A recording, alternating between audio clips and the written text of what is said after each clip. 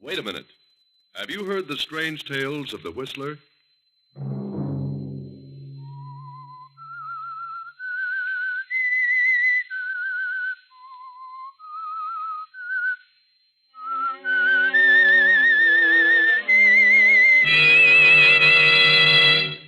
I'm the Whistler.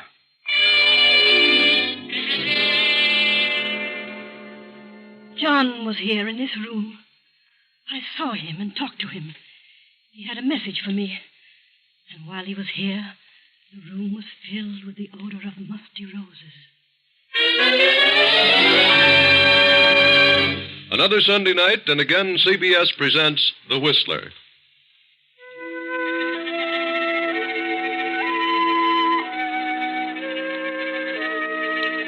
I, the Whistler, know many things, for I walk by night.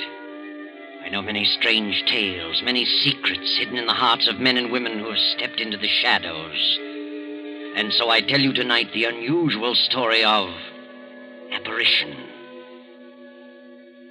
In the midst of a circle of tall, moaning pines spreads an old mansion. On the second floor, a low light burns in a large bedroom, the bedroom of Elizabeth Kemper, the elderly mistress of the mansion.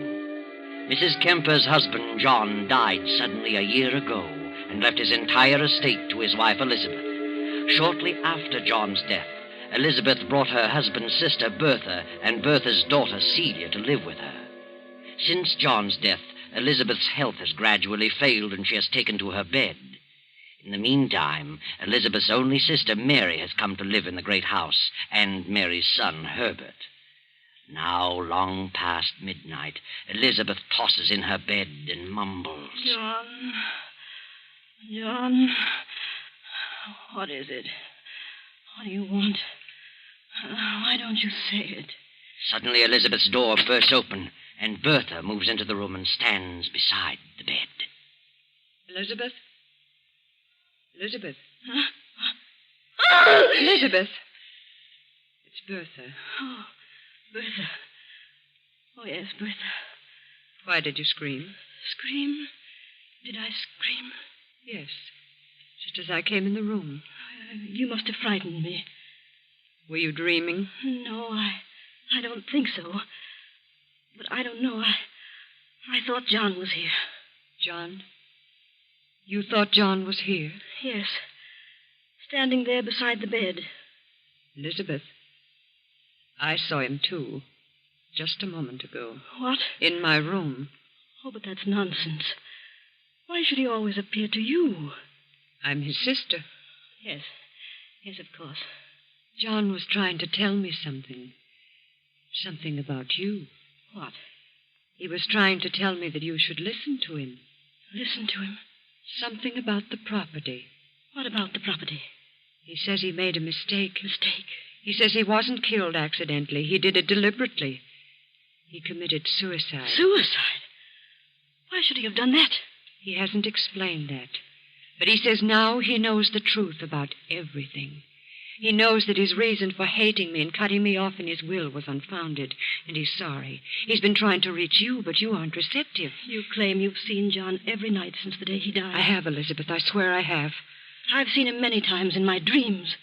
But why doesn't he tell me what he wants? Some night, Elizabeth, John will reach you in your waking moments. Then you'll believe me. I can't understand it. He didn't like you, and he told me so.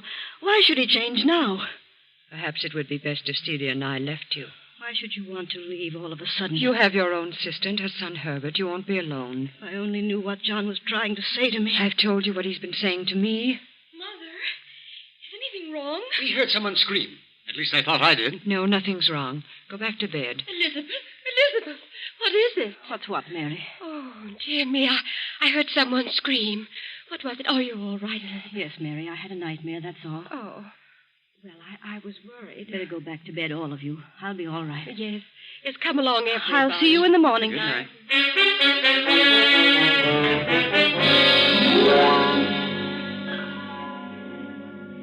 But, Mother, why do you keep frightening Aunt Elizabeth by telling her about Uncle John? I'm not frightening her. She should know the truth. But she is frightened. Why, she's getting worse and worse. Are you sure you have seen Uncle, really? Do you dare suggest that I'm lying? Is that what you mean, Celia? No, Mother. I didn't mean that honest. It's better. And don't you ever say such a thing again. But why doesn't he appear to Aunt Elizabeth? She only dreams about him. That's something that can't be answered. There are those who are gifted with the powers to see those who have departed. See them and talk with them. I'm one of those so gifted. Do you understand? Yes, Mother. John is trying to get a message to Elizabeth about me. And because he finds it difficult to reach her, he's chosen me as the medium. What is the message? He left me nothing in his will because he hated me and thought I hated him. But you did. I did not. It was his imagination. But now he's learned the truth. Now he knows I had nothing but his best interests at heart. He's trying to tell Elizabeth to leave all the estate to me. And he will continue to return to this house until his mission is accomplished. Then his soul can rest in peace. I'm frightened, Mother. I don't want to stay here another day. I can't stand it You here. stay here until I'm ready to leave. Do you hear me? Yes, Mother. I hear. Now stop this nonsense and go to bed. Yes, Mother. I'm sorry. You'd better be.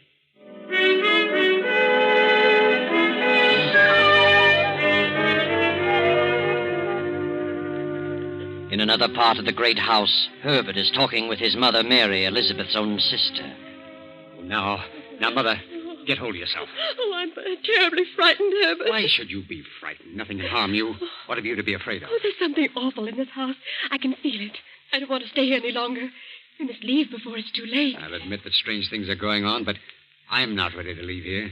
Not just yet. We don't belong here, Herbert. Elizabeth is your own sister. I don't think John wants us here. You really believe that John's spirit is walking around this place every night? Well, what else? Then why doesn't he say what he's trying to say and get it over Well, with? I can't stay here much longer. I'll lose my mind. I can imagine John's not wanting Bertha here, since he stipulated in his will that Aunt Elizabeth must never give Bertha $1 of the estate. But what's he got against you? Nothing. Oh. He didn't say that Elizabeth couldn't leave you a part of it. Well, all I want to do is get out of this house. Well, I don't feel that way about it. Why should you walk out and leave everything to Bertha? Well, that's why John's staying around here. He doesn't want anyone here. Well, ghost or no ghost, I'm not walking out at a time like this. Then I will. I'm leaving here tomorrow. Oh, no. No, you're not leaving. We're both staying until Aunt Elizabeth makes her will. You're staying here whether you like it or not. You hear?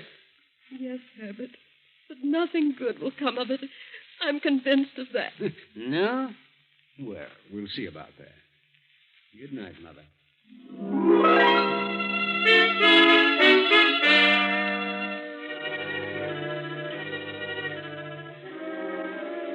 An hour later, Mary has finally dropped off to sleep. Then, as the clock strikes 3, a figure in white slips into Mary's room and stands beside the bed. Slowly, Mary opens her eyes and stifles a scream. Who is it? What do you want? I want to talk to you, Mary. Bertha. I have a message for you. A message? Yes. John is here, standing beside me. I don't see anyone. He is here. What is the message?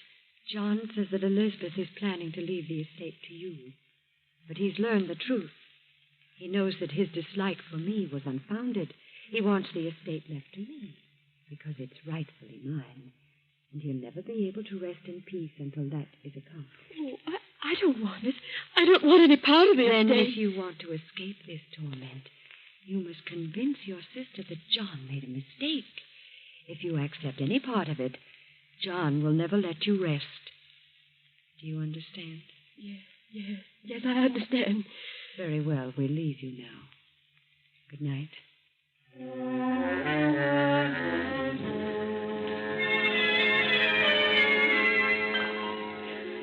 Elizabeth, wake up. Oh, what? Wake up. Oh, Mary, what's wrong? You're shaking like a leaf. He was in my room. Who? John, he was in my room. Mary, what are you saying? He had a message. He said you were planning to leave the estate to me, according to his will. But he made a mistake about Bertha. He wants you to leave it to her, so he can rest in peace. Mary, are you out of your mind? No, you must believe me. I don't want any part of the estate. Oh, please promise me. Leave it to Bertha and have done with it. I refuse to accept it. Get control of yourself, Mary. I'm leaving here in the morning. I'm frightened. And if you had any sense, you'd leave too. If you stay here, you'll go mad. Very well, Mary. If that's what you call gratitude, you can go. Oh, I'm sorry, Elizabeth, but I won't remain another night. Are you sure you saw John? Well, no. No, but he was there in my room. Did you talk with him? No. No, that is, Then how do you know he was there? Well, Bertha told me he was there. Bertha? Was she there, too? Oh, yes. She told me what he wanted. He said he couldn't reach you. Oh, why should John appear to everyone but me? Oh, I don't know. But I know he was there. I could sense it. I tell you, there was someone in the room with Bertha. It must have been John. Oh, let Bertha have the estate or something terrible will happen to all of us. Oh, please, Elizabeth. Go to bed, Mary. We'll talk about it tomorrow. Yes, Elizabeth.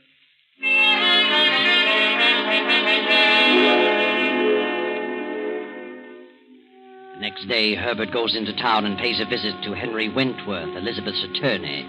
Wentworth was also John's attorney for many years and was familiar with the family for 2 decades. Mr. Wentworth, you drew John Kemper's will. Yes, I did. Have you any idea why he cut his sister Bertha off without a dollar? No, but in the last 5 years, John turned against Bertha. Turned against her violently. Why? I don't really know. She was his only sister, and he had no brothers. It was very strange. What happened to Bertha's husband? Well, he died about 5 years ago. Committed suicide. He worked for John at one time. Then John set him up in a business of his own. But he went to the wall, and the crash at 29 lost every penny. Just couldn't take it, so he killed himself. He left nothing? Nothing but an insurance policy to his wife, Bertha. Didn't amount to much. $5,000, I think. Were John and Bertha's husband on good terms? Apparently the best of friends. How did Bertha's husband die? Took poison. Overdose of sleeping tablets. Oh, I see. But from the day Bertha's husband died, John, her brother, seemed to turn against Bertha and shortly changed his will, cutting Bertha off. I was the only one who knew about it until the will was read. Have you any idea why he changed the will? No, none whatever. It was none of my business. Yes. Well, thank you, Mr. Wentworth. I appreciate your telling me this. Good day.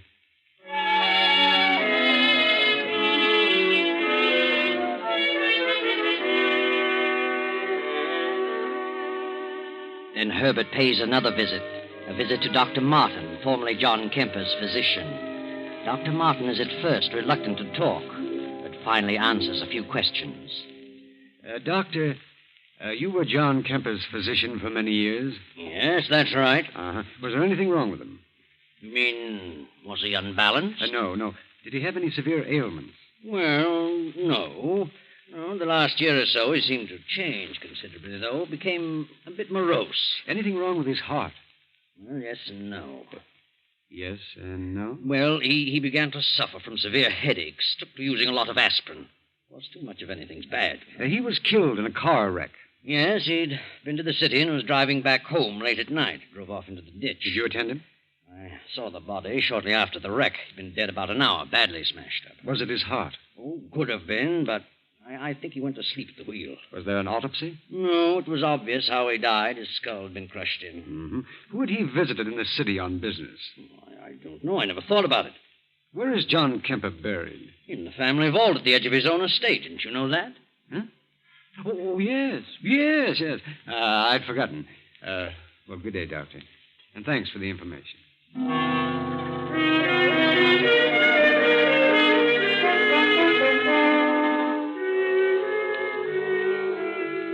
Then later that night, the household prepares to settle down to sleep. One by one, the lights go out in the various rooms.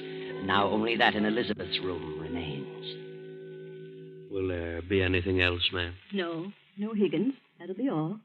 Has everyone gone to bed? Oh, yes, ma'am. They've all retired. Is the milk warm enough? Yes. Good night, Higgins. Good night, ma'am. I hope you rest well tonight. Thank you, Higgins. The moon bathes the estate in its eerie glow. The big clock strikes off the hour. Then, in the distance, there is the howl of a dog.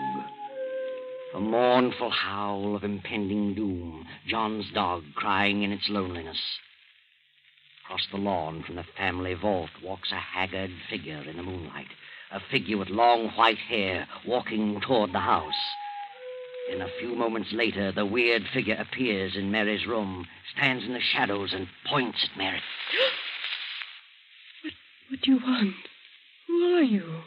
I am John. John? Oh, good heavens. I've come back to talk to you. You must hear me. I hear you. I made a great mistake in life. I hated my sister, but I know all things now. Bertha's a good woman.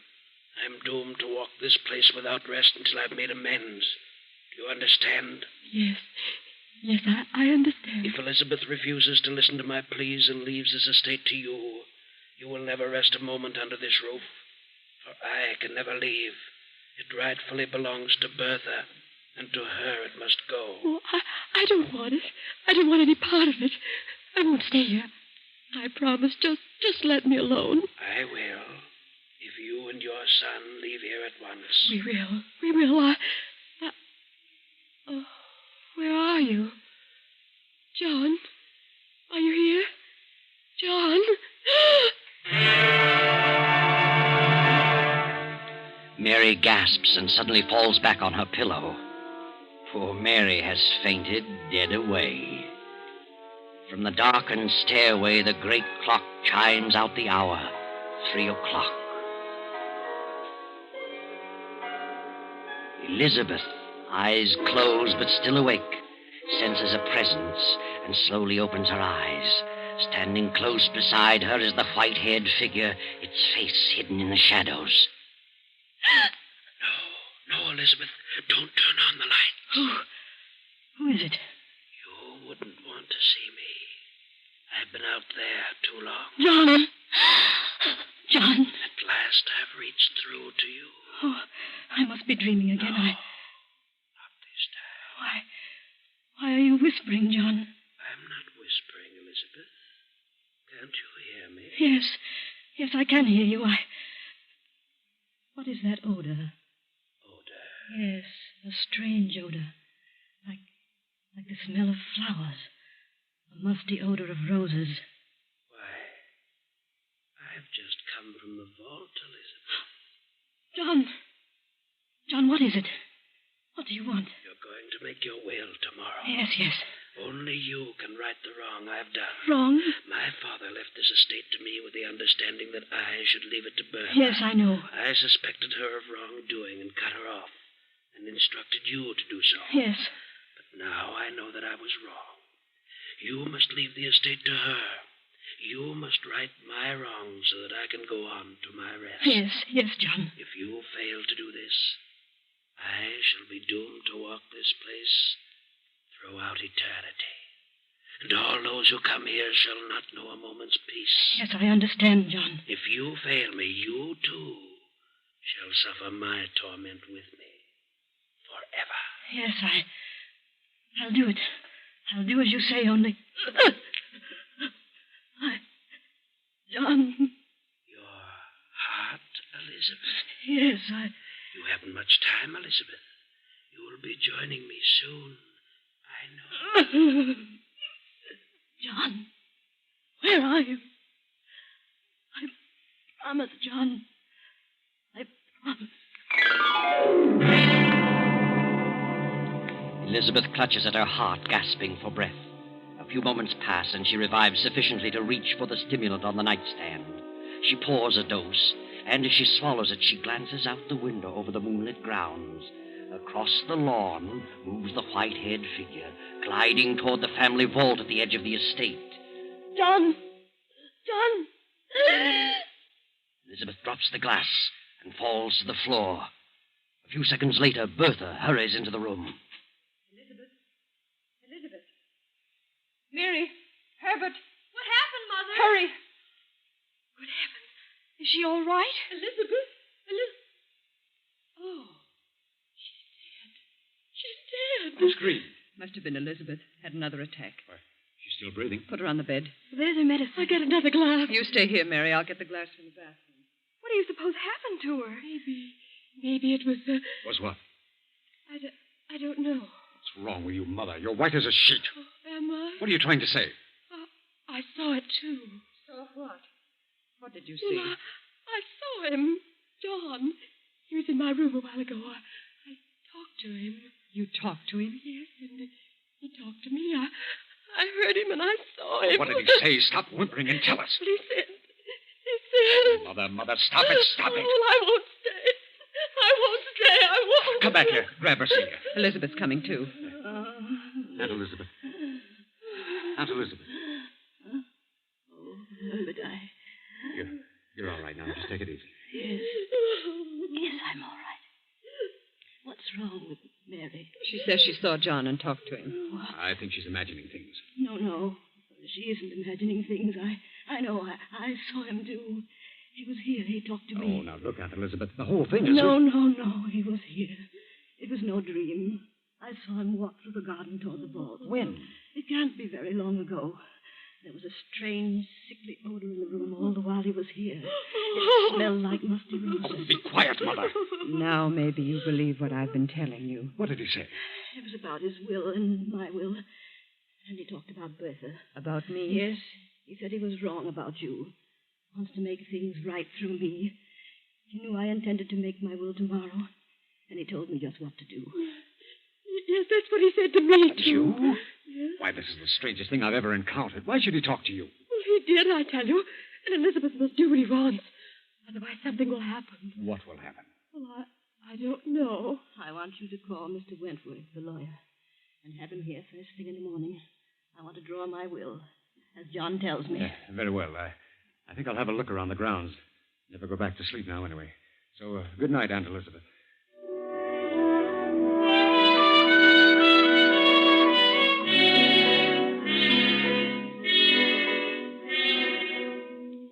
Herbert wanders about the grounds for a while and finally goes to Higgins, the butler, and after some persuasion obtains the keys to the family vault.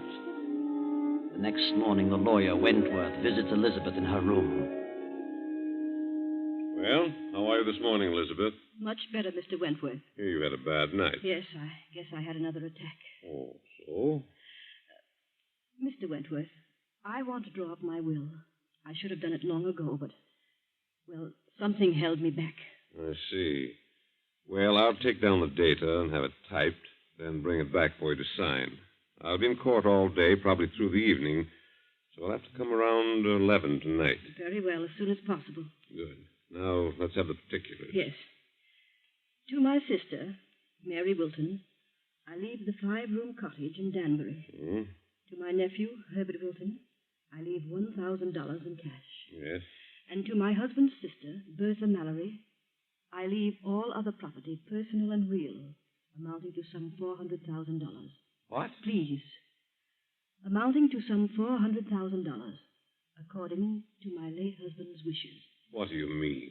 John stipulated that you leave not a penny to Bertha. John has changed his mind When did he change his mind? since his death. Don't you think we'd better postpone this until you feel better? I want my will drawn just as I have told you. But what do you mean by saying John has changed his mind? How could he? He told me so last night. You know what you're saying. Yes, I saw John. I talked to him.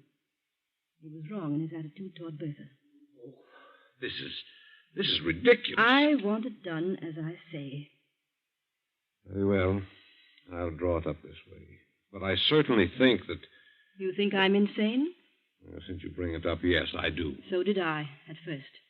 But I'm not. I'll be expecting you around 11 tonight, Mr. Wentworth. Yes.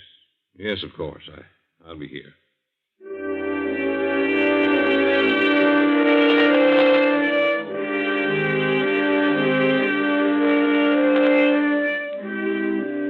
Now it is shortly after 11 the same night. The lawyer has returned with the will, and Elizabeth has called her 3 relatives to her room. Very well, Mr. Wentworth. This is drawn the way I want it. You mean as John wants it? I mean just that. I'm leaving the property that was mine before I married John, the small cottage, to you, Mary, and $1,000 to Herbert. All else I am leaving according to John's directions to you, Bertha. That's the way John wants it, and that's the way it shall be. You must do as you think best. I'm doing as John wishes. Hand me the pen, Wentworth. There you are, and I hope you all understand. I don't. Thank you, Elizabeth. Well, now that you've got it, Bertha, what good is it going to do you? What do you mean? How much chance do you think you'll have to use it? What happiness do you think it'll bring you? More than it would you. Isn't it rightfully mine? Is it? That's the way John wanted Oh, it. no, it isn't. It's the way you want it. I had nothing to do with John made a will. He's never wanted to change. it. Elizabeth knows better than that. Aunt Elizabeth knows nothing of the kind. This is my house now, and the sooner you leave, the better. You'll be leaving sooner than I will, you and your spooks. You don't believe in ghosts, and you never saw one. I saw John. Night after night. Everyone saw Everyone him. but me, because I'm not a dump. Your own Mother Mary saw him and talked to him. Gosh, John is dead in his coffin out there in the vault. I saw him. But I did see him. So did I. You wouldn't know if you did see him. We would. We've seen him. Yeah. Then turn around. Turn around, all of you. And look. John! Good Lord. It's him. Is that John? Is it? Yes. Take off your wig. Higgins. Yes, the butler. There's your spook. Why, I'm sorry, ma'am. You can go, Higgins. I'll explain everything. Yes. Bertha hired Higgins to impersonate John. That's a lie. Higgins would never have done it if he'd known about the murders. I trapped him into it. He confessed everything. Murders. What do you mean? I got wise to the whole thing. I investigated the whole story about Bertha's husband and John's accidental death.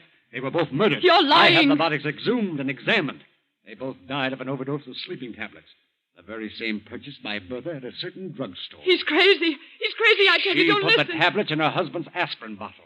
She was the one John visited. That night he had the wreck. She must have drugged him. That's why he went to sleep at the wheel. I didn't. She killed her husband for his insurance. And John cut her off in his will because he suspected that she killed her husband. It's a lie, I tell you. John never wanted his will changed. I have proof of the whole thing, and the police are waiting outside now. You haven't a chance, Bertha. You're guilty. The police. Oh, What no, good no. will all this do you? Where is your fortune now? They'll hang you. Oh, yes. Yes, I did. I did it. I don't know why, but I did it. I gave them the tablets. Did Higgins know that? No. No, he didn't know. Oh. Bertha, she's fainted. Mother. No, she hasn't fainted. What's wrong with her? She's dead. Oh, Mother. Oh, Mother. Hand me that will, Mr. Wentworth.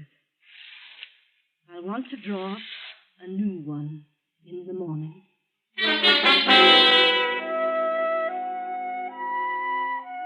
Well, there you are. That's the story. John never wanted his will changed, and for good reason. He really knew the truth. But wait a minute. How did you figure this one out, Herbert? You didn't really have those bodies exhumed, did you? I didn't have them exhumed. And if I had, there would have been no traces of sleeping tablets left. And there were no police waiting outside. I was bluffing, working on pure hypothesis. But it did work. Yes, it worked, Herbert. And it afforded me a very nice story indeed. Thank you, Herbert. You're welcome.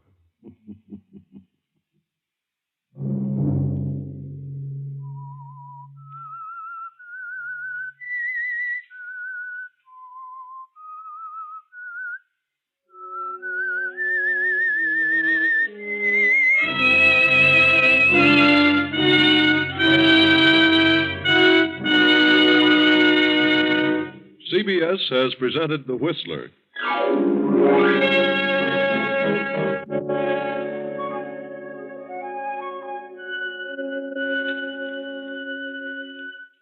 Original music for this production was composed and conducted by Wilbur Hatch. The Whistler is written and directed by J. Donald Wilson and originates from Columbia Square in Hollywood.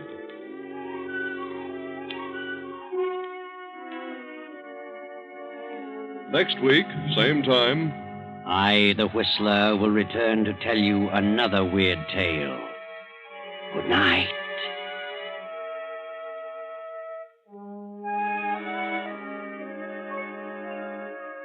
this is the Columbia Broadcasting System.